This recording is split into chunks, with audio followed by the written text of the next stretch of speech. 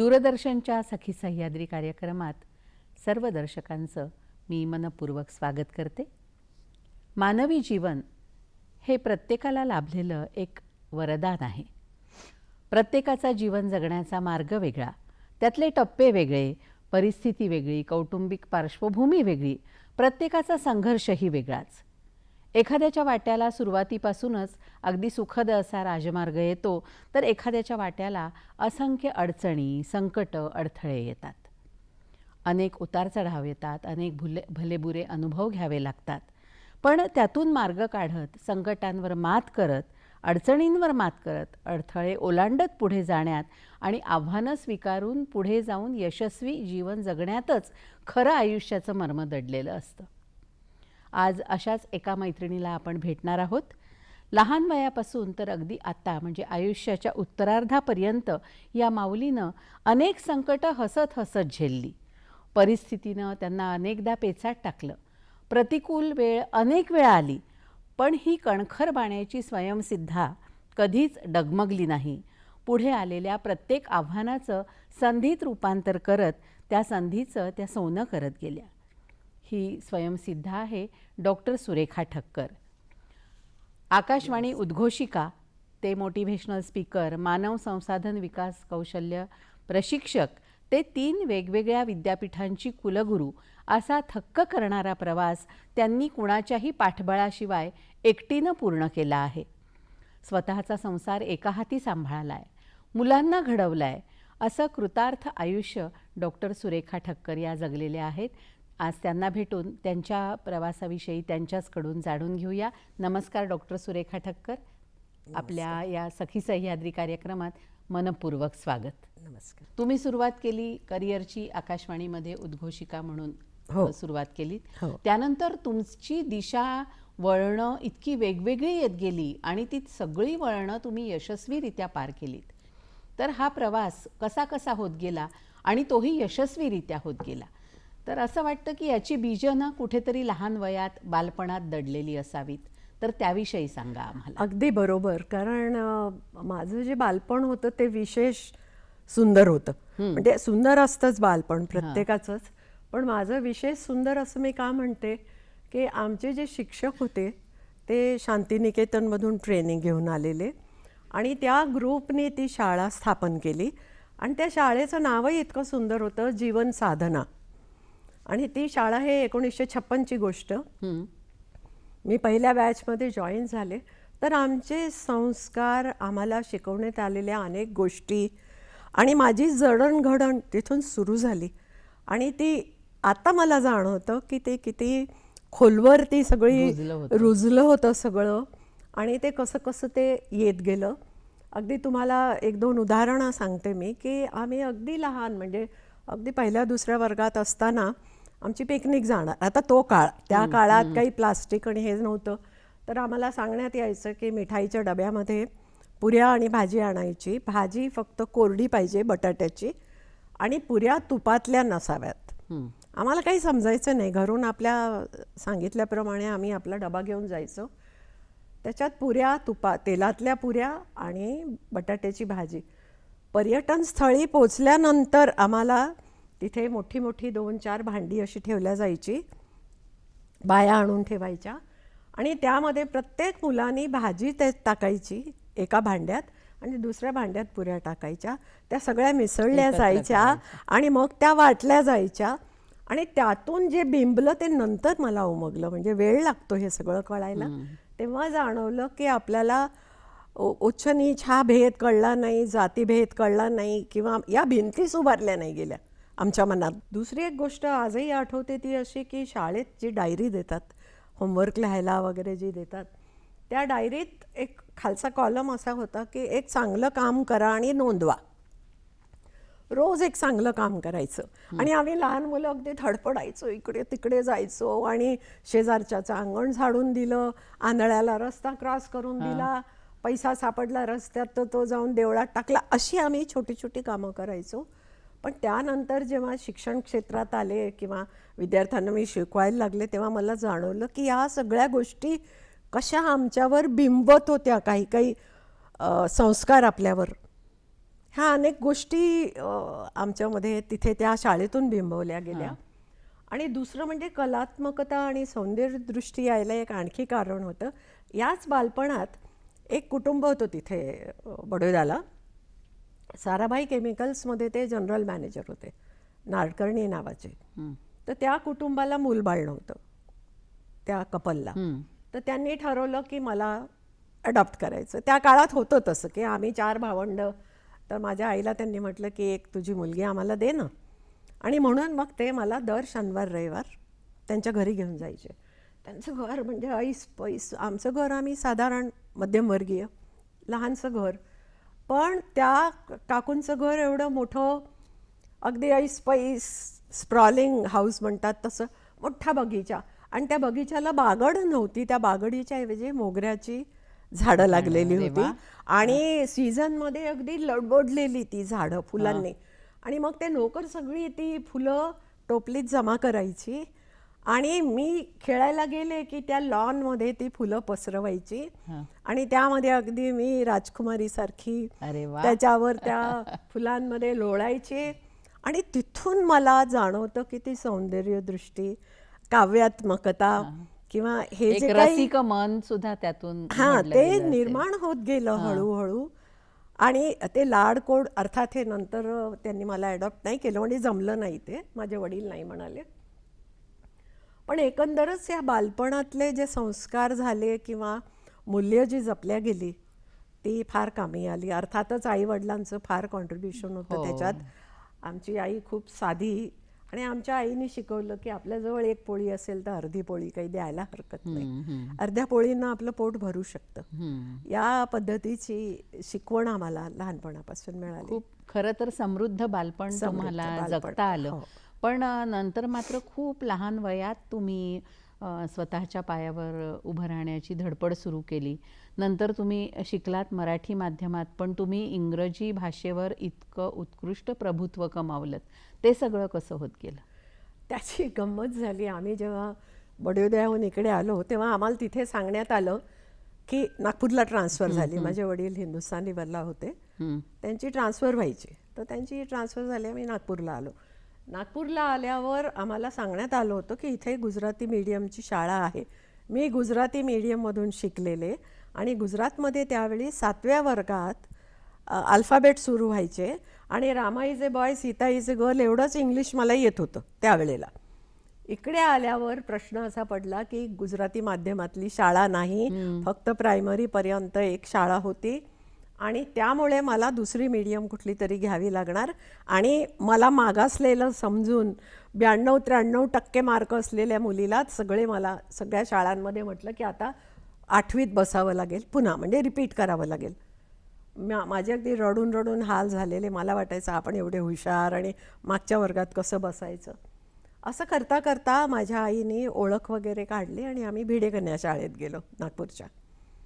तर तिथे जेव्हा कामतबाईंना भेटलो तेव्हा त्या म्हणाल्या की आम्ही कोकणी, आणि कामतबाई पण कोकणी. तर काहीतरी तसा तो दुवा जुळला आईचा आणि त्यांचा. तर आई म्हणाली मी हवी तेवढी मेहनत करून घेईन माझ्या मुलीकडून, पण तिला 8वीत नका बसवू, आता 9वीत ॲडमिशन द्या. तर त्या म्हणाल्या हिला मराठी मीडियम जमणार नाही, कारण मराठी अजिबात येत नाही. आणि आम्ही जिथे बडोद्याला राहतो तो बाजूला एक अकोलकर वाडा होता, तिथलं थोडं थोडं मराठी माझ्या कानावर पडलेलं. तर त्या मोलकर्णी बोलतात तसं काहीतरी वेगळंच मी बोलायचे. त्यामुळे मराठी येत नाही. आता एक इंग्लिश भाषा राहिली की जी आई वडील मला शिकवू शकतील घरी, कारण ह्या दोघांचं इंग्लिश खूप चांगलं होतं. म्हणून मग इंग्लिश मीडियम घेतली. सुरुवातीला सगळं असं डोक्यावरून जायचं, काहीच कळायचं नाही, कारण इंग्लिश मीडियम आणि सायन्स कसं बसं हे केलं. पण मग खूप मेहनत केली. म्हणजे त्यावेळेला इंग्लिश ट्युटर लावला आईवडिलांनी. घरात इंग्लिश बोलायला पाहिजे अशी अट घातली. सतत कंटिन्युअस इंग्लिश आलं पाहिजे म्हणून. असं करता करता मी आणि माझे भाऊ दोघंही आम्ही सगळे ते ट्युटरकडून इंग्लिश शिकायला लागलो. आणि रोज डिक्शनरीतलं एक पान वाचा, त्यातले शब्द पाठ करा, असं करून इंग्रजीवर एवढी मेहनत केली. आणि त्यानंतर मात्र कॉलेजमध्ये, शाळेत वगैरे, शाळेनंतर कॉलेजमध्ये इंग्लिश मीडियमच्या मैत्रिणींबरोबर oh man, yes man, no man करत इंग्लिशची प्रॅक्टिस केली. आणि त्यातून मग आवड मला होतीच भाषांची, कारण आमच्या कोकणी भाषेला लिपी नाही आहे, त्यामुळे आम्ही नेहमीच दुसऱ्या भाषेवर हो. आधारित असतो. तर माझे आई वडील वगैरे कन्नडामधून शिकले. मी आता इंग्लिश आणि मराठीमधून. मराठी इथे आल्यावर मैत्रिणींच्या माध्यमातून सोबत मराठी राहून सोबत राहून आणि प्रयास करावा लागला. प्रयत्न केला मी आणि हळूहळू मराठीतही प्रभुत्व मिळवलं. हां, मराठी माझी चांगली झाली ती आकाशवाणीमध्ये. खरंच आकाशवाणीत जेव्हा जॉईन झालं तेव्हा बायलिंग्वल होतं आकाशवाणीत. तर तेव्हा मी 25 वर्षाची आणि माझं शिक्षण आटपून ताबडतोब नोकरी घेतलेली. तर बायलिंग्वलमध्ये हिंदी आणि मराठी दोन्ही बोलावं लागायचं. पण त्याआधी एक महत्त्वाचा प्रश्न मला विचारायचा आहे की पुढे तुम्ही आयुष्यात इतके उतार चढाव अनुभवले, हो, नंतर अनेक अडचणी संकट तुमच्या वाट्याला आली, पण तुम्ही कधी डगमगला नाहीत.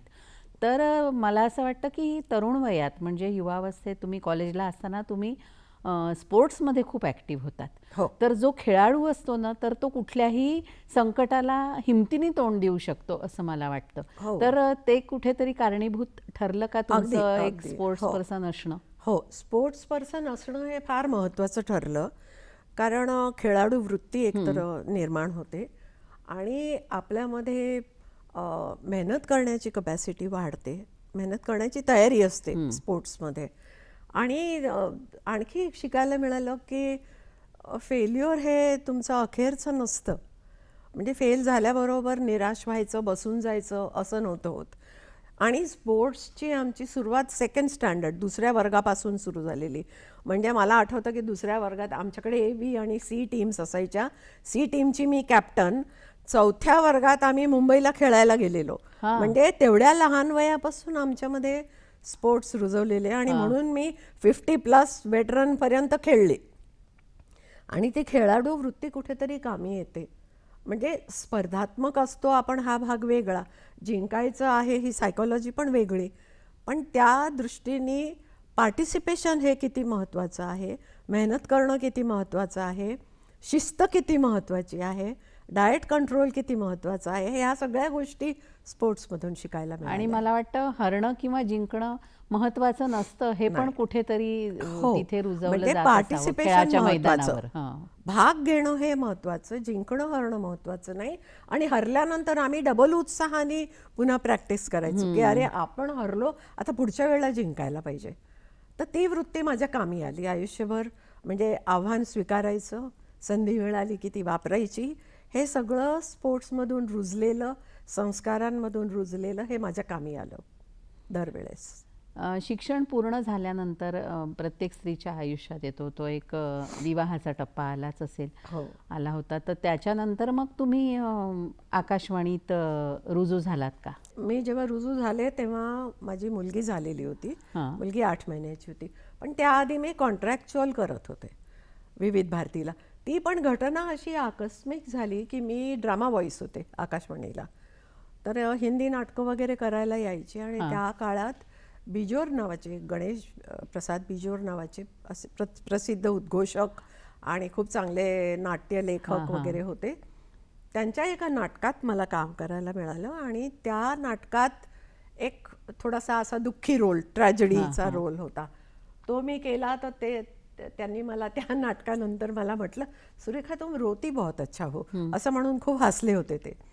किती वेगळी सुरुवात झाली. वेगळी सुरुवात. तर त्याविषयी जाणून घेऊया. पण दर्शक हो, आपल्या या सखी सह्याद्री कार्यक्रमात आता वेळ झालेली आहे एका छोट्याशा विश्रांतीची. विश्रांतीनंतर लगेचच भेटूया.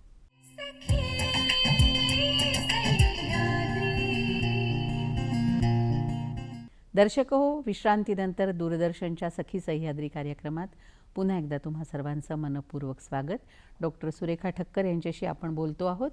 तर सुरेखाताई, आपण बोलत होतो की आकाशवाणीत तुमचा प्रवेश जो झाला त्याबद्दल. तर मी नाटकात यायला लागले सुरुवातीला आणि नाटकांमध्ये काम करता करता अचानक एक दिवस गणेश प्रसाद बिजोरांचा मला फोन आला की त्यावेळेला मी एका शाळेत नोकरी करत होते आणि परिस्थिती संघर्षाची होतीच. म्हणजे संघर्ष सुरू होता. आई गेलेली, माझी आई लवकर वारली खूप आणि घरात खूप प्रॉब्लेम्स होते. तर अशा परिस्थितीमध्ये बिजोरांचा फोन आला की तुम्ही लगेच आकाशवाणीला ये, काहीतरी काम आहे. आणि मी जेव्हा आकाशवाणीला आले तेव्हा मला त्यांनी हिंदी पेक्सची ओळख करून दिली आणि सांगितलं की विविध भारतीमध्ये सध्या आम्हाला गरज आहे कॉन्ट्रॅक्च्युअल अनाऊन्सरची, तर तुम्ही कंत्राटी अनाऊन्सर उद्घोषक म्हणून विविध भारतीसाठी या हिंदीच्या. आणि त्यावेळेला असं काही खूप हे झालं नाही. तो काळही वेगळा होता. ही गोष्ट आहे 70मधली 71मधली. तर त्यावेळेला तेवढं काही स्ट्रिक्ट नव्हतं. मला त्यांनी कॉन्ट्रॅक्ट द्यायला सुरुवात केली आणि त्यावेळेला 14 दिवसांचा कॉन्ट्रॅक्ट, 2 दिवसाचा ब्रेक, पुन्हा 14 दिवस सलग. असं सलग असे कॉन्ट्रॅक्ट मिळायचे आणि मी त्या कॉन्ट्रॅक्ट्सवर काम करायला लागले. पण त्यानंतर परिस्थितीवश मला BSc मध्ये, आई वारली त्यावेळेला, BSc मध्ये एक विषय राहिला होता माझा, म्हणजे एका विषयात क्रॉस आला होता. त्यामुळे पहिली संधी जेव्हा परमनंट जॉबची आली आकाशवाणीला ती माझी हुकली, कारण मी ग्रॅज्युएट झाले नव्हते. पण दुसऱ्या वेळेला 74मध्ये जेव्हा ॲड आली त्यावेळेला त्यांनी प्रेफरेबली ग्रॅज्युएट असं लिहिलं होतं. म्हणजे ग्रॅज्युएट नसले पण आवाज चांगला असेल, भाषा चांगली असेल तर मिळू शकत होतं. म्हणून मी अप्लाय केलं आणि सुदैवाने त्या ह्याच्यात पहिली आले आणि लगेच मला परमनंट जॉब मिळाला अरे वा. आकाशवाणीतला उद्घोषक म्हणून. आणि अपॉइंटमेंट माझी विविध भारतीला होती.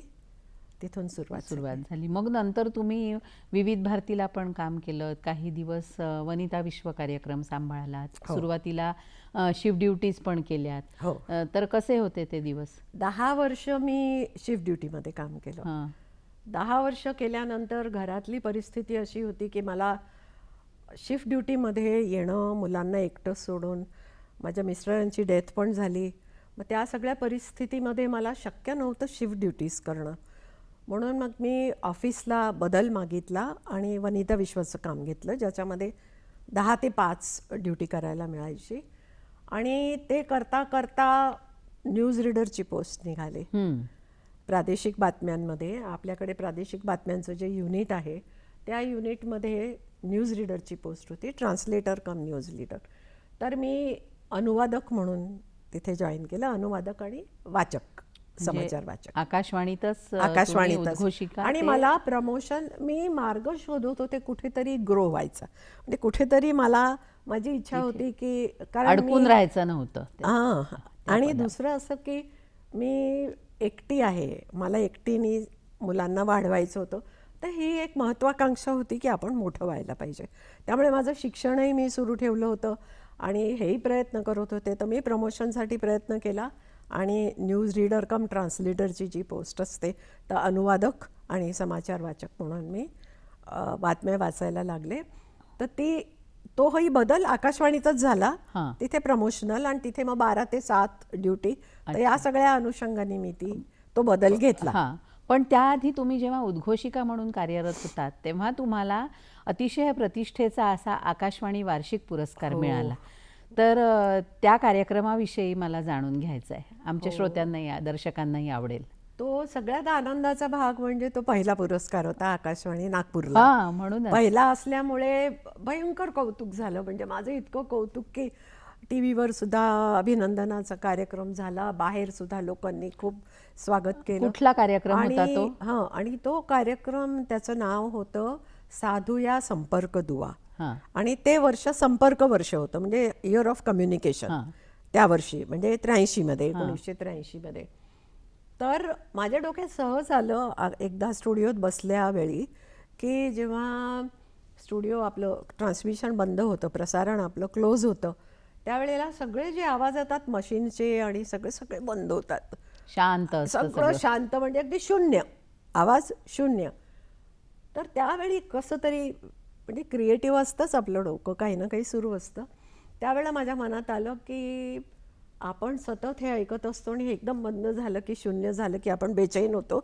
तर ज्या लोकांना ऐकायलाच येत नसेल त्यांना कसं होत असेल, असं काहीतरी डोक्यात आलं. आणि मग हा कार्यक्रम डोक्यात आला, साधूया संपर्क दुवा. तर त्याच्यात आम्ही घेतला होता की असे लोक जे बोलू शकत नाहीत, ऐकू शकत नाही, मूकबधीर, ते कसा संपर्क साधतात आणि या लोकांना आपल्या साधारण जीवनात, नॉर्मल लाईफमध्ये कसं आणायचं. कसा प्रयत्न करता येईल असा तो त्या कार्यक्रमाचा जन्म झाला. आणि त्यात आम्हाला पुरस्कार मिळण्याचं मेन कारण असं होतं की थोडं नाविन्य होतं. अगदी सुरुवातीला नॅरेटर जेव्हा म्हणतो की जगात एक मुलाच्या रडण्याचा आवाज येतो आणि मूल रडत असताना असं आम्ही श्रोत्यांना म्हटलं की श्रोते हो, हे बघा हे मूल किती जोरात रडतंय, पण त्या मुलाला स्वतःचं रडणं पण ऐकायला येत नाहीये, कारण ते ऐकू शकत नाहीये, कर्णबधीर आहे. तर अशी जी मुलं जन्माला येतात तर कसं वाटत असेल तुम्ही विचार करा. असं म्हणून आम्ही 5 सेकंदाचा पॉज घेतला कार्यक्रमात. आता पॉज म्हणजे फार महत्वाचा असतो आकाशवाणीमध्ये, अशी गॅप नाही घेता येत. पण त्यामुळे काय झालं की प्रेक्षकांचं दर्शकांचं लक्ष त्याच्याकडे ओढल्या जातं ना. पॉज आला की श्रोत्यांचं लक्ष आपसूक जातं. तर त्याला एक प्राधान्य मिळालं आणि एकंदरच तो कार्यक्रम, त्याची अनेक प्रक्रिया असतात, त्याचं ट्रान्सलेशन, लेखनही तुम्ही स्वतःच केलं होतं? हो, लेखनही माझं होतं. आणि मग आम्ही त्याच्यात वेगवेगळ्या लोकांचे इंटरव्ह्यूज वगैरे घेतले होते. म्हणजे ENT स्पेशालिस्ट, स्पीच थेरपिस्ट, आई वडील त्यांनी कसं कॉन्ट्रीब्युशन केलं आणि मुलं कशी कोपअप करतात या समस्येशी, आणि मग त्या सगळ्यांना एकत्र कसं आपल्याला आणता येईल. मग त्याच्यात आम्ही काही सूचना केल्या होत्या. आम्ही काही त्यांना सुचवलं होतं श्रोत्यांना की आम्हाला असं वाटतं की परदेशात जसं US मध्ये वगैरे साईन लँग्वेज शिकवल्या जाते, प्रत्येकाला येते, म्हणजे ते कुठेही गेले तरी ती साईन लँग्वेजनी बोलू शकतात. तर तसं काहीतरी आपल्या अभ्यासक्रमात आपल्याकडे पण असावं की जेणेकरून ह्यांचं जग असं वेगळं का असावं. आपण साधूया संपर्क दुवा, म्हणजे त्यांच्याशी संपर्काचा दुवा साधूया, त्यांचं जग आपल्यात मिसळून घेऊया, असा संदेश होता. अतिशय सकारात्मक असा शेवट त्या कार्यक्रमाचा होता, हे मला पण आठवतं ऐकलेलं. तर त्यावेळेला कसं म्हणजे स्वतः जाऊन पुरस्कार घेण्याचा आनंद होता. तर तो कार्यक्रम कुठे झाला आणि कसं वाटलं त्या क्षणी? तो कार्यक्रम खूपच सुंदर झाला आणि विज्ञान भवनला कार्यक्रम, पुरस्कारामध्ये काही कॅश रक्कमही होती, ट्रॉफी होती, सर्टिफिकेट होतं, आणि आम्हाला सगळं म्हणजे जाण्या येण्याचं वगैरे सगळी अरेंजमेंट होती आकाशवाणीतर्फे. आणि दिल्लीला आम्ही 2 दिवस खूप छान घालवले, खूप टीम सकट आम्ही गेलो. म्हणजे एकूणच आकाशवाणीची कारकीर्द तुमची खूप यशस्वी ठरली, वैयक्तिक किती अडचणी असल्या तरी देखील. तर आपल्याला पुढे पण तुमच्या प्रवासाविषयी जाणून घ्यायचं आहे, पण एक छोटीशी विश्रांती घेऊया. दर्शक हो, सखी सह्याद्री कार्यक्रमात पुन्हा एका छोट्याशा विश्रांतीची वेळ झाली आहे. लगेच भेटूया.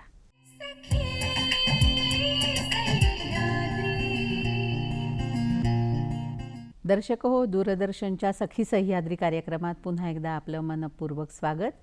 स्वयंसिद्धा या अंतर्गत आज आपण भेट घेतो आहोत डॉक्टर सुरेखा ठक्कर यांची, आणि त्यांच्या जीवन प्रवासाविषयी त्यांच्याकडून जाणून घेतो आहे. तर आपण या टप्प्यावर होतो की तुम्ही आकाशवाणीतून स्वेच्छानिवृत्ती घ्यायचं ठरवलं, अतिशय यशस्वी कारकीर्द अनुभवल्यानंतर. तर त्याची सुरुवात कशी झाली? कारण जर का ते तुम्हाला हे करिअर सोडून दुसरं काहीतरी करायचं आहे, तर त्याची कुठेतरी आपण आधी सुरुवातीपासून तयारी करतो किंवा काहीतरी डोक्यात सुरू असतं, तर असं काही सुरू होतं का? हां, मी तुम्हाला म्हटलं तसं महत्त्वाकांक्षी मी होते आणि त्यामुळे मी अभ्यास माझा सुरू ठेवला होता. तर पहिल्यांदा मी जर्नलिझममध्ये ग्रॅज्युएशन कंप्लीट केलं, मग पोस्ट ग्रॅज्युएशन कंप्लीट केलं आणि PhD साठी रजिस्टर केलं. आणि PhD त्यावेळेला मला हसायचे सगळे की PhD कशासाठी पाहिजे, एवढी चांगली नोकरी आहे, आरामात राहा ना तुम्ही, म्हणजे धडपड कशाला वगैरे. पण मला असं वाटलं की PhD करून ठेवावी, पुढे मागे माहीत नाही आपल्याला काही उपयोग होऊ शकतो, असं म्हणून मी PhDचं काम सुरू केलं. आणि PhD पण कम्युनिकेशनमध्येच केली, मास कम्युनिकेशनमध्ये. आणि त्यामध्ये माझा विषय होता इफेक्टिव्ह कम्युनिकेशन स्किल्स आणि पार्टिसिपेटिव्ह अँड ॲक्टिव्ह लर्निंग, हा माझा PhDचा विषय होता. आणि शिक्षण क्षेत्रात एकतर आवड होती शिक्षणाची म्हणून शिक्षण सुरू ठेवलं, आकाशवाणीच्या नोकरीसोबत महत्त्वाकांक्षा होती म्हणून काही ना काही नवीन संधी मिळते का हे शोधतही होते, आणि त्यामध्ये काही मेहनत करायची पण इच्छा होती. तर अचानक काय झालं की 1994ची गोष्ट आहे, आपल्या UGCनी एक स्कीम अनाऊन्स केली होती. त्यांनी कम्युनिकेटिव्ह इंग्लिश नावाचा एक विषय सुरू केला, कम्युनिकेशन वाढवावं मुलांचं इंग्लिशमध्ये, ज्या मुलांनी इंग्लिश सब्जेक्ट घेतला असेल तो, तर त्यावेळेला असं झालं की जो करिक्युलम आलं, जे अभ्यासक्रम त्यांचा आला UGCकडून, त्याच्यात प्लॅटफॉर्म स्किल्स होते आणि निवेदन कसं करायचं, इंटरव्ह्यू कसा घ्यायचा वगैरे, हे आपल्याशी निगडीत जे गोष्टी होत्या. विषय आहेत हे विषय आले. आणि त्यामुळे काय झालं की इंग्लिश शिकवणारे जे टीचर्स होते हे BA सेकंड आणि BA थर्ड इयर या 2 वर्षांमध्ये हे त्यांनी कव्हर करायचं. आणि UGCने प्रत्येक जी कॉलेजेस हा अभ्यासक्रम घेतील त्यांना विशेष ग्रँट दिली की त्यांनी एक साऊंड स्टुडिओ आणि एक ऑडिओ व्हिज्युअल स्टुडिओ तयार करायचा ग्रँट घेऊन. अरे वा. तर 7 कॉलेजेस विदर्भातले त्यांनी ही ग्रँट घेतली आणि स्टुडिओची वगैरे तयारी केली. आता झाले स्टुडिओ तयार, कॅमेरा आला, ऑडिओसाठी तयारी झाली, माईक आले, पण शिकवणार कोण?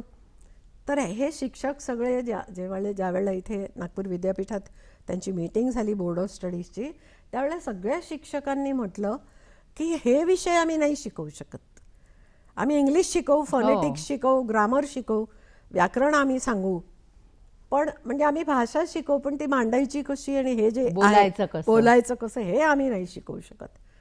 मग त्यांनी ठरवलं, सगळ्यांनी, ती बैठकच होती, त्यांनी ठरवलं अकॅडमिक स्टाफ कॉलेजला जायचं. मग तिकडे गेले आणि तिथे त्यावेळेला विजय वैद्य हेड होते. त्यांना विचारलं की ह्याला मदत करा बुवा, आम्हाला काय करू, आम्ही नाही शिकवू शकत हे, तर ह्याचं काही ट्रेनिंग करायचं का, काय करायचं आहे, त्याच्यावर विचार विमर्श झाला.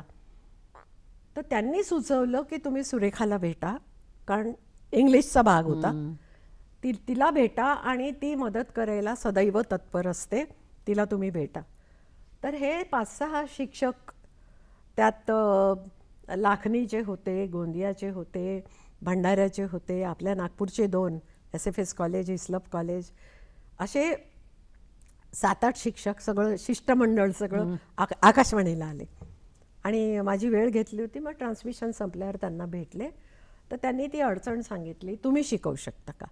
म्हटलं मला इथून एक तर परवानगी घ्यावी लागेल जायला, आणि हे बाहेरगावचं हे कसं करणं, त्याला आपल्याला वर्कशॉप सिस्टमनी शिकवावं लागेल. तर ते म्हणे हे सगळं ठीक आहे, तुम्ही आमच्या बोर्ड ऑफ स्टडीजला जॉईन करा, आम्ही रिक्वेस्ट करतो. त्यांनी मग विशेष रिक्वेस्ट करून बोर्ड ऑफ स्टडीजला मला जॉईन करून घेतलं. मग आम्ही करिक्युलम आखलं, पूर्ण अभ्यासक्रम आखावा लागला, काय शिकवावं, कसं शिकवावं, नोट्स तयार केल्या. आणि मग माझ्या 2 कलिग्सची मी मदत घेतली, कारण शिकवायचं तर मग असा एक सिस्टम पाहिजे ना त्याला. मग तो अभ्यासक्रम जेव्हा आम्ही बनवला तेव्हा history of radio and TV हा भाग घेतला, तो अनिल देशमुखांना दिला. देशमुख सरांना म्हटलं तुम्ही एवढे पिरियड्स घ्या, वाटप केलं त्याचं. नंतर माझे जे कलिग होते सोबती, माझे मनोज क्षीरसागरांना म्हटलं की तुम्ही न्यूज कशी तयार होते, बातम्या कशा येतात, ट्रान्सलेट कशा होतात, वाचायच्या कशा, हे तुम्ही शिकवा. आणि बाकी निवेदन, नॅरेशन कसं करायचं, नंतर इंटरव्ह्यू कसा प्लॅन करायचा, कॅमेरा कसा फेस करायचा, हे सगळं मी शिकवेन असं. आणि मग मी हे अनेक वर्ष हे काम केलं. पहाटे 4 वाजता स्वतःच्या कारने भंडारा गाठायचं, तिथे वर्कशॉप घ्यायचं, दुसऱ्या दिवशी तिथून निघून तुमसरला जायचं, असं करत कम्युनिकेटिव्ह इंग्लिश शिकवलं.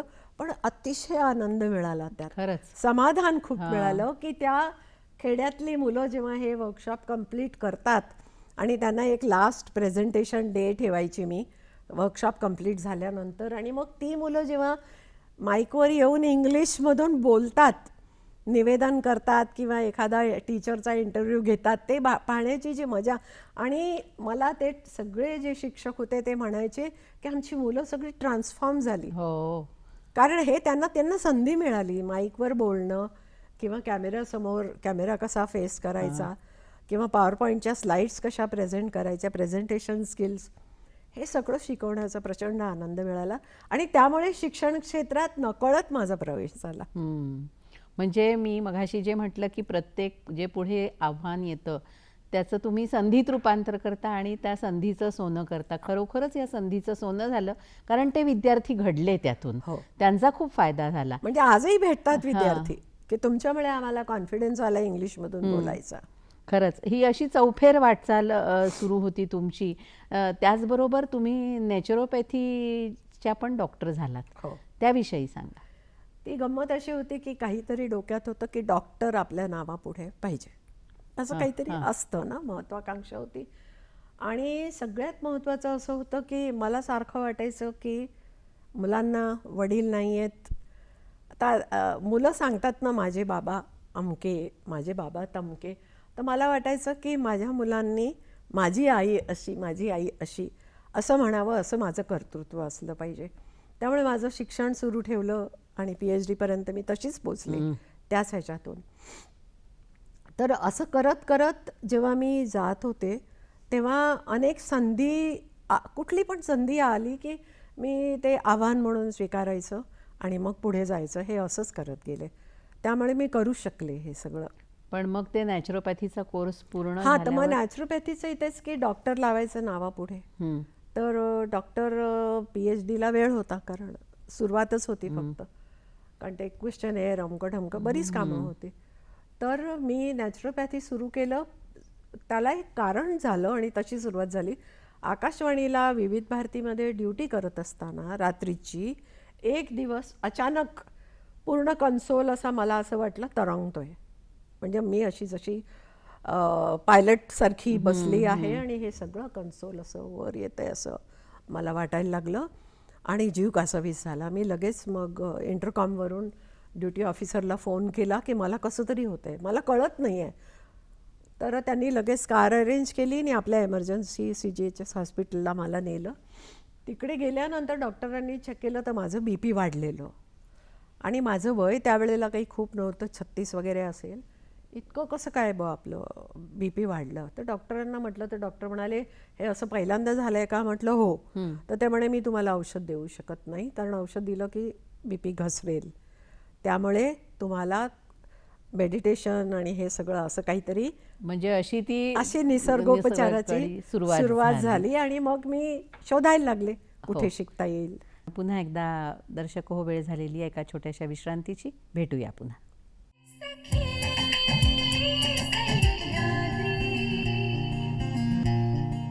दर्शक हो, दूरदर्शनच्या सखी सह्याद्री कार्यक्रमात विश्रांतीनंतर पुन्हा एकदा तुम्हा सर्वांचं स्वागत. डॉक्टर सुरेखा ठक्कर यांच्याशी आपण बोलतो आहोत. सुरेखा, ते नॅचरोपॅथीची डिग्री तुम्ही घेतलीत, म्हणजे तुमच्या नावाच्या आधी अखेरीस डॉक्टर लागलं, PhDच्या आधी. इथपर्यंत तर तुमची वाटचाल आपण जाणून घेतली. वैयक्तिक आयुष्यात अनेक संघर्ष, अनेक अडचणी येत होत्या, त्या पण तुम्ही स्वतःच्या जिद्दीने आणि एकटीच्या बळावर त्यातून मार्ग काढत पुढे जात होतात. तर त्यातून विशेष म्हणजे तुम्ही आकाशवाणीची नोकरी सोडल्यानंतर, शिक्षण क्षेत्रात काही काळ घालवल्यानंतर तुम्ही आम्हाला अतिशय अभिमानास्पद वाटेल अशी कामगिरी करून दाखवलीत. ते म्हणजे तुम्ही एका विद्यापीठाच्या कुलगुरूपदी विराजमान झालात. तर ते खरंच खूप अभिमानास्पद आहे समस्त आम्हा आकाशवाणीत नोकरी केलेल्या तुमच्या सहकाऱ्यांसाठी. तर त्याविषयी सांगा. तर काय झालं की PhD झाली, PhD मिळाली, मला डिग्री मिळाली आणि तोपर्यंत मी इथून सेवानिवृत्ती घेतली होती आकाशवाणीतून. आणि ते सुद्धा तेच की महत्त्वाकांक्षा होती. आणि सुरुवात तुम्हाला हास्यास्पद वाटेल, पण सुरुवात अशी होती माझ्या महत्त्वाकांक्षेची की मला नेहमी वाटायचं की माझ्याजवळ एक ब्रीफकेस असावी. त्यावेळेला स्कूटर होती. ब्रीफकेस घेऊन मी ऑफिसला जावं आणि माझं एक छोटंसं क्युबिकल तरी असावं, अशी माझी अपेक्षा. आणि म्हणून मी संधी शोधत होते आणि अनेक वेळा अशा काही काही ऑपॉर्च्युनिटीज आल्या पण काय, कुठे राजकोटला ऑफर आली किंवा आणखी कुठे आली तर मग मुलं नाही म्हणायची की बा इतक्या लांब नको जाऊ. असं करता करता इथे रायसोनी ग्रुपमध्ये अचानक एक छोटीशी ॲड आली पेपरमध्ये, आर यू क्रिएटिव्ह, असं पहिलं वाक्य. आणि जर तुम्ही क्रिएटिव्ह असाल तर आम्हाला क्रिएटिव्ह व्यक्ती हव्या आहेत. आणि त्यांनी सुरू केलं होतं की इन्स्टिट्यूट ऑफ क्रिएटिव्ह टीचिंग त्यांना सुरू करायची होती. आणि बँगलोरला BCT नावाची डिग्री आहे, बॅचलर इन क्रिएटिव्ह टीचिंग, जे BEd असतं, BEdच्या ऐवजी BCT. ती इच्छा होती रायसोनी सरांना की आपण क्रिएटिव्ह टीचिंगमध्ये काहीतरी करायचं. अर्थात ते BCT इथे जमू नाही शकलं, पण त्यांनी ते BCTसाठी एक शाळा सुरू केली, स्कूल ऑफ क्रिएटिव्ह टीचिंग. त्याच्यामध्ये मी प्रिन्सिपल. क्रिएटिव्हिटी पाहून त्यांनी, बँगलोरचे लोक आले होते, त्यांनी मला सिलेक्ट केलं. म्हणून मी अगदी मोठ्या मनाने आणि खूप विचारपूर्वक इथून VRS घेतला, स्वेच्छानिवृत्ती घेतली आकाशवाणीतून. आणि म्हणजे त्यावेळेला असं झालं होतं की 2003 मध्ये मुलाला नोकरी लागली होती. त्याचे MBA कंप्लीट झालं होतं, त्याला बँकेत नोकरी लागली होती. त्यामुळे मला असं वाटलं की आता मी रिस्क घेऊ शकते, सरकारी नोकरी सोडायची एकदम. पण मी सोडली आणि मग तिथे डायरेक्टर म्हणून जॉईन केलं. आणि तिथून त्यांनी मला मग BEdकडे पण वळवलं आणि मी डायरेक्टर एज्युकेशन झाले रायसोनी ग्रुपमध्ये.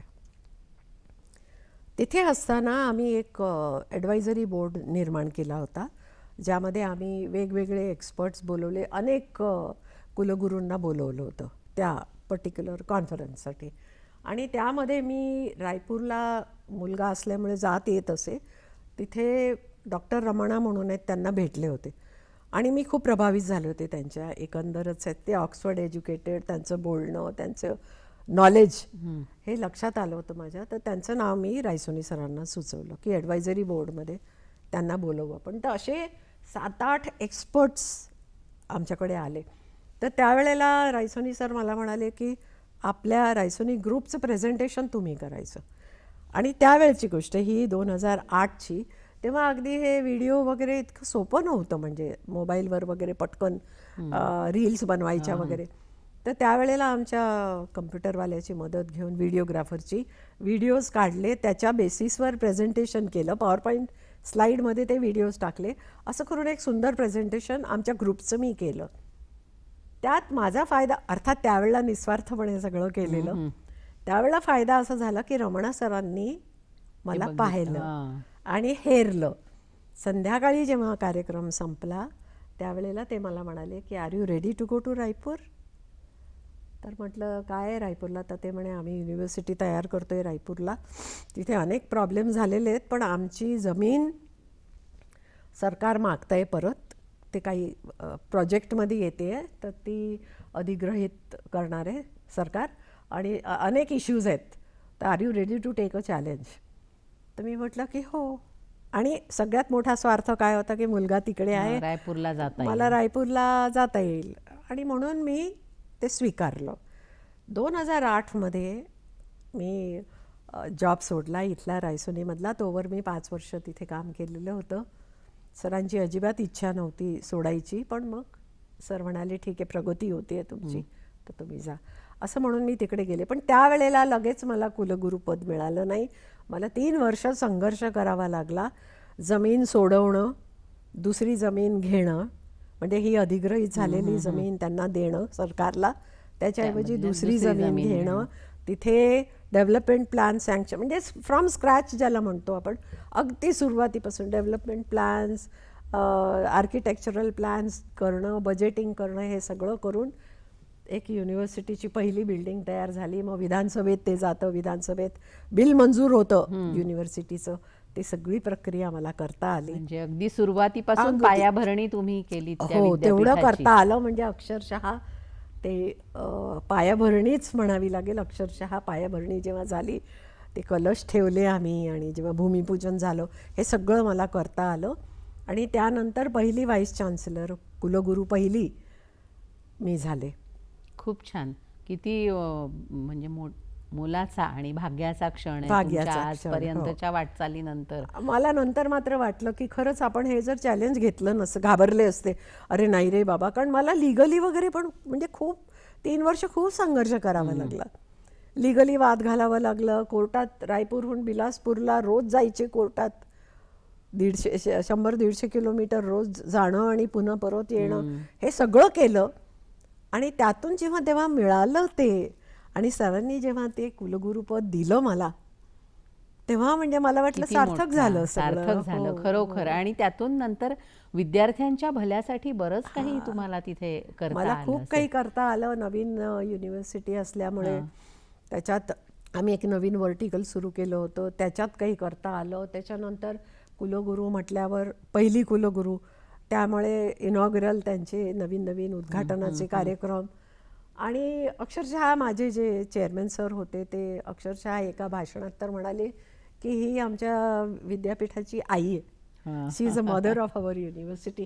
तर अक्षरशः एक असं बाळ जन्माला मोठा घातल्यासारखं सन्मान मिळाला तो सन्मान त्यांच्या मिळाला शब्दातून. मला त्या युनिव्हर्सिटीमध्ये.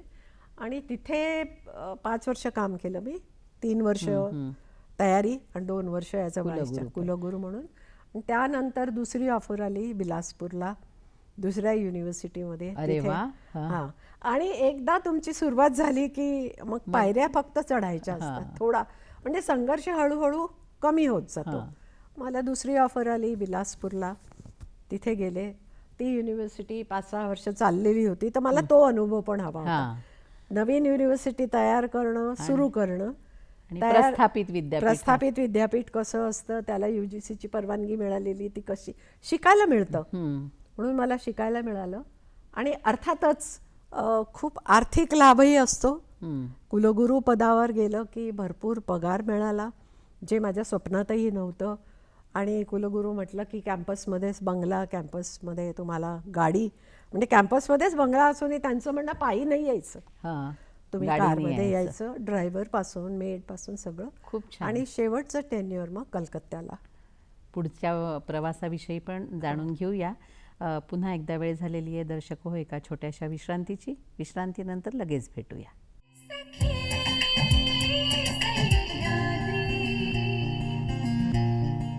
दर्शक हो, या ब्रेकनंतर सखी सह्याद्री कार्यक्रमात पुन्हा एकदा तुमचं सगळ्यांचं स्वागत. तर आपण बोलत होतो की तुम्ही कलकत्त्याला एका विद्यापीठात कुलगुरू म्हणून जॉईन केलंत.